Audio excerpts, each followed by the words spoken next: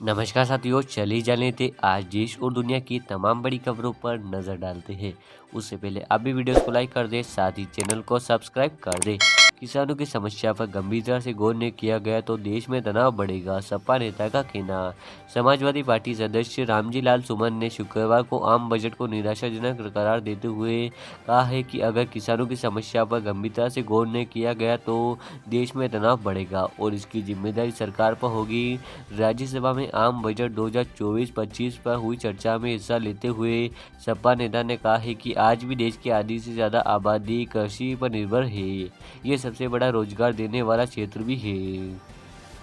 प्रधानमंत्री मोदी कल नीति आयोग शासी परिषद की बैठक करेंगे अध्यक्षता। प्रधानमंत्री नरेंद्र मोदी शनिवार को नीति आयोग की 9वीं शासी परिषद की बैठक की अध्यक्षता करेंगे। इसमें विकसित भारत से जुड़े दृष्टिकोण पर पत्र पर चर्चा होगी। नीति आयोग की शीर्ष संस्था शासी परिषद में सभी राज्यों के मुख्यमंत्री, केंद्र शासित प्रदेशों के उप राज्यपाल और कई केंद्रीय मंत्री शामिल रहेंगे। वहीं प्रधानमंत्री नीति आयोग के चेयरमैन रहेंगे। निर्दलीय उम्मीदवार के तौर पर चुनाव लड़ेंगे श्रीलंका के राष्ट्रपति विक्रमसिंघे। श्रीलंका के राष्ट्रपति रानिल विक्रमसिंघे ने सितंबर में होने वाले राष्ट्रपति चुनाव में निर्दलीय उम्मीदवार के तौर पर मैदान में उतरने की शुक्रवार को घोषणा की है। देश में राष्ट्रपति चुनाव आगामी 21 सितंबर को होने वाला है। श्रीलंका 2022 से अपने सबसे बुरे आर्थिक संकट का सामना कर रहा है। संकट के दौर के बाद श्रीलंका में यह पहला चुनाव होगा। रामनगर जिले का नाम बदलकर होगा बेंगलुरु साउथ। कर्नाटक सरकार ने लिया बड़ा फैसला। कर्नाटक सरकार ने शुक्रवार को रामनगर जिले का नाम बदलकर बेंगलुरु साउथ करने का फैसला लिया है। मुख्यमंत्री सिद्धारमैया की अध्यक्षता में मंत्रिमंडल की ये बैठक अहम फैसला लिया गया है। कानून एवं संसदीय कार्य मंत्री एच के पाटिल ने कहा है कि ये बदलाव वहाँ के लोगों की मांग पर किया गया है। हालांकि सिर्फ जिले का नाम बदलेगा, बाकी सब वही का वही रहेगा। बराक ओबामा ने राष्ट्रपति पद की उम्मीदवारी के लिए कमला हैरिस का किया समर्थन।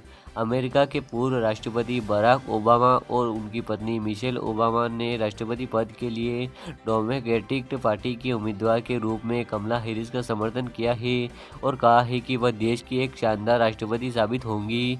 बराक ओबामा ने हैरिस से कहा है कि नवंबर में होने वाले चुनाव में आपको जीत दिलाने के लिए हर असंभव प्रयास करेंगे। अग्निवीरों को यूपी पुलिस से मिलेगा आरक्षण, सीएम योगी का कहना।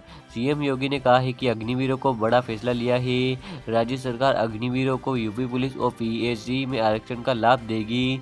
अग्निवीर जब अपनी सेवा के बाद वापस आएंगे, उत्तर प्रदेश सरकार पुलिस सेवा में पीएससी में इन नौजवानों को प्राथमिकता के आधार पर समायोजन की सुविधा देगी।